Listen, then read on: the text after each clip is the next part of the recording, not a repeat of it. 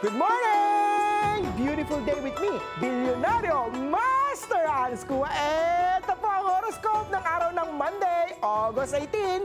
Simulan natin sa mga pinanganak ng Year of the Rat. Keep calm, iwas, mainit na diskusyon. Yellow at 2.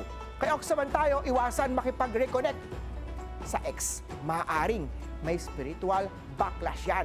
10 at 7. Kay Tiger naman tayo maghanda ng protection pouch na may asin, bigas at coin. Green at 5. Rabbit naman tayo, tapusin ang mga naiwan. Huwag hayaang sumama sa Hungry Ghost Month. Pink at 3. Kay Dragon naman, kung tahimik na siya, huwag mo nang pilitin. Hindi lahat ng katahimikan ay may dalang kaginhawaan. Red at 6. Kay Snake naman tayo, ayusin ang schedule. Huwag basta oo na oo ha. Violet at 4. Ito naman, care of the horsey, kumain ng prutas, iwas constipation, at ma-enhance ang good energy. Silver at 9. Kay Year of the Sheep naman tayo, magpahinga. Ang katahimikan ay gamot din ha. White at 8.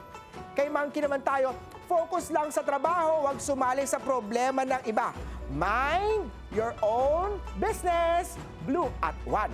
Kay Rooster naman tayo, huwag mangutang. Ghost month is not a time to open mga debts na karma. Cream at 5. Kay Dog naman tayo ngayong buwan, love from afar muna. Pagmasdan mo kung totoo o usok lang yan. Green at 6. Kay Year of the Pig naman tayo, ang mahal kita ay hindi sapat kung walang aksyon, lalo na sa panahon ng Hungry Ghost Month. Gold at 3. Paalala lang, ito pa'y patnubay lamang. Ang tunay na swerte ay nagsisimula sa pagiging totoo.